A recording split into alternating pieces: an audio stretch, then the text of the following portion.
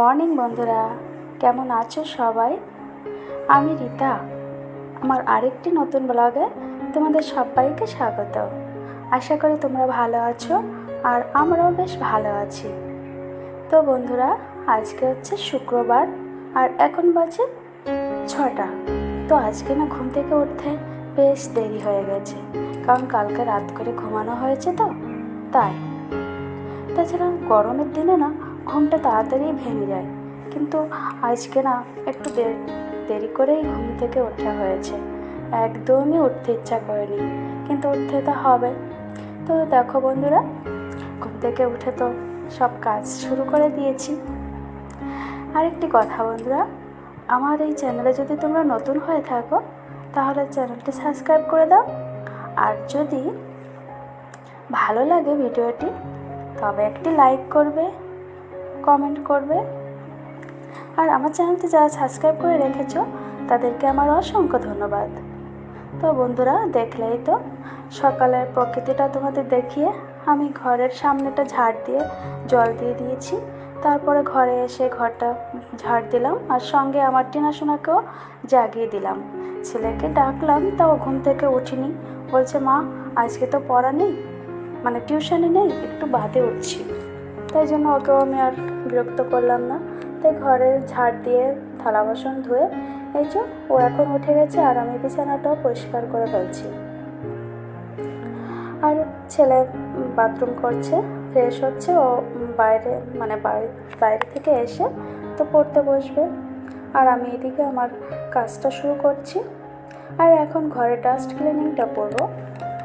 তো দেখো বন্ধুরা, আমার সোফার তো কভার করা হয়নি, তাই একটা বেডশিট দিয়ে আমি ঢেকে রাখি। কারণ ঢাকা থাকলে সবসময় তো ব্যবহার করা হয়, তো জিনিসটা খারাপ হয়ে যাবে, তার জন্য আমি ঢেকে রাখি। তো ঢাকার পরও দেখছি ওটাকে তোলার পরে নিচের যে ডিজাইনগুলো আছে ঢুকানো, সেখানে নোংরা পড়েছে। তো ভালো করে সেটা আমি মুছে দিয়ে আর একটা নতুন বেডশিট আমি বসিয়ে দিলাম, যাতে সোফাটা নোংরা না হয় তার জন্য। আর এই দেখো, আমার প্রতিদিনের যে ডাস্টবিনের কাজটি সেটা আমি করতে শুরু করে দিয়েছি, কারণ এই কাজটা সকালে একবারই আমি করি, সারাদিনের করতে লাগে না। জানি এখন করছি তো একটু বাদে আবার ধুলো পড়ে সাদা হয়ে যাবে, কিন্তু আর করার টাইমই হয় না, কারণ অন্য সব কাজ থাকে তো কী করব।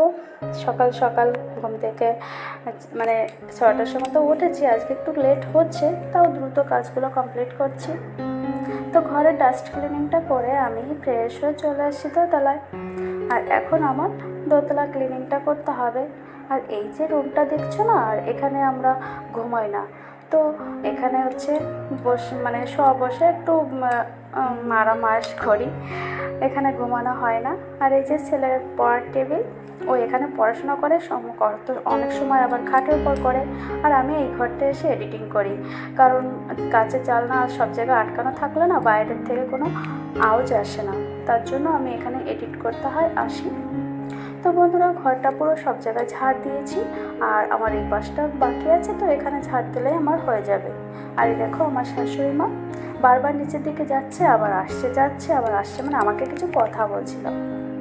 তো আমি বললাম, তুমি এবার যাও, আমি ঘরটা পরিষ্কার করে তারপরে আসি, মানে কি রান্না করব সেসবই জিজ্ঞাসা করছিল। কিন্তু আমি বলছি, আমি এখনও ভাবিনি, আমি আগে ঘরটা পরিষ্কার করে তারপরেই আসি। তো আমি এই দোতলাটা ঝাড় দিয়ে তারপরে আবার উপরে যাব। উপরে ঠাকুরঘর আছে, ঠাকুরঘরটা একবারে পরিষ্কার করে তবে আমি নিচে যাব, আর নিচে যেয়ে রান্না করব। এই যে চলে এসেছি আমি ঠাকুরঘরে। আর ঠাকুরঘরে এসে ঠাকুরের বাসন মাজা, ঠাকুরঘর ঝাড় দেওয়া, পরিষ্কার করা, এই কাজগুলোই আমি সকালে করি, কারণ পুজো দিতে আসে না, এই কাজগুলো করতে বেশ সময় লাগে। আর এই গরমে না চান করে এসে আবার এই কাজগুলো করতে গেলে না একদম পুরো ঘেমে যেতে হয়, তার জন্য আমি সকালেই করে রাখি। আর এই দেখো বন্ধুরা, আমার ছাদের টবে কি সুন্দর ফুল ফুটেছে। তো আমি উপরে কাজগুলো তো কমপ্লিট করেছি, আর এখন আমি পুরো সিঁড়িটা ঝাড় দেবো, ব্যাস আমার ঝাড় দেওয়াটা কমপ্লিট হবে। সকালে আমার 1 ঘন্টা কি তারও বেশি শুধু ঝাড় দিতেই সময় চলে যায়। ওকে, তার জন্য এখন আমাকে একটু আরও সকাল সকাল ঘুম থেকে উঠতে হয়। তো তো সব ঝাড় পোছ মোছা সব কমপ্লিট করে তারপরে চলে এসেছি রান্নাঘরে। তো রান্না করছি আজকে পাট শাক আছে, আর তোমার এখানে কি একটা সবজি কুমড়ো আলু দিয়ে চিংড়ি মাছ, ব্যাস রান্না করে সবাইকে খেতেও দিয়েছি। আর এখন এই যে নিজে খাচ্ছি। তো ছেলে আমাকে বলছে, মা তুমি পাট শাকটা তো খাচ্ছ, ওটা ভালো লাগে, মানে ও না পাট শাকটা পছন্দ করে না। তা আমার কাছে জিজ্ঞেস করছে কেমন লাগে, তা আমি বলছি তুমি খাবে? বলে না না আমি খাবো না, তুমিই খাও। তারপর রান্নাবান্না করে খাওয়া দাওয়া করে সব কাজ কমপ্লিট করে চলে আসছি একটু চান করে পুজো করতে। আর পুজো করে আমার এক জায়গায় যাওয়ার আছে। তো চলো বন্ধুরা, কোথায় যাচ্ছি সেটাই তোমাদের দেখাবো। দেখো আমি এখানেও পুজো করছি, আমি শাশুড়িমা চলে আসছে, বলছে মা বৌমা আমি এখন কী শাড়ি পরবো, আমাকে জিজ্ঞেস করছে। আমি বলছি তোমার যেটা পছন্দ হয় তুমি সেটাই পরো না। বারবার বলছে তুমি রেডি হও রেডি হও, তুমি সবার পিছনে পড়ে যাও, শুনবে না। সেই আমি পুজো দিচ্ছি আর আমার পিছন পিছন ঘুরছে। তারপরে এই যে রেডি হচ্ছি, প্রায় কমপ্লিট হয়ে গেছে। আমার ননদ এসেছে, ওই যে শাশুড়ি মা যে রেডি হচ্ছে শাড়ি পরেছে, আর আমিও রেডি হচ্ছি, কিন্তু শাড়ি পরে এত গরম লাগছে বারবার ঘেমে যাচ্ছি।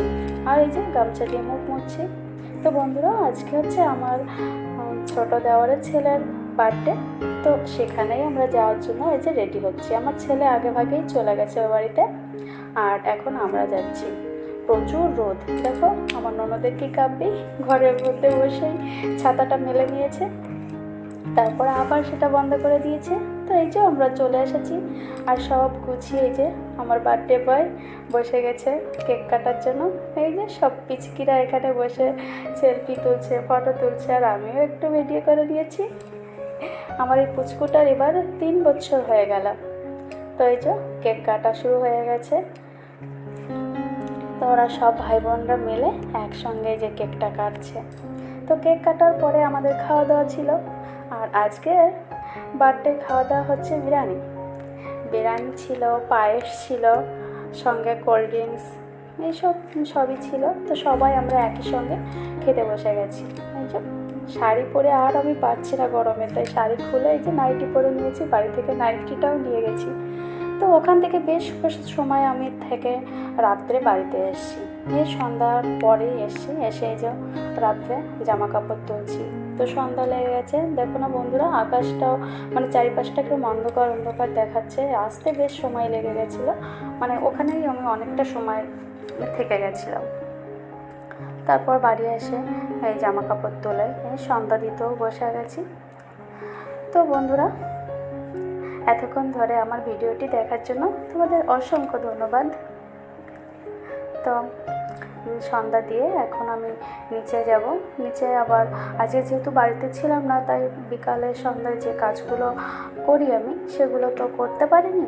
তো সন্ধ্যা দিয়ে নিচে যেয়ে সব কাজ করব, জামা কাপড় আছে সেগুলোকে ভাঁজ করব, তারপর থালা বাসনগুলোকে গুছিয়ে রাখবো, ঘরটাও এলোমেলো আছে সেটাকে একটু গুছাতে হবে, আমার টিনা সোনারকে সঙ্গে একটু গল্প করতে হবে। তো দেখো বন্ধুরা পুজো দিয়ে আমি একটু বাইরে ছাদে ঘুরছিলাম, আর এই যে একদম অন্ধকার হয়ে গেছে চারিপাশে। তো ছেলেও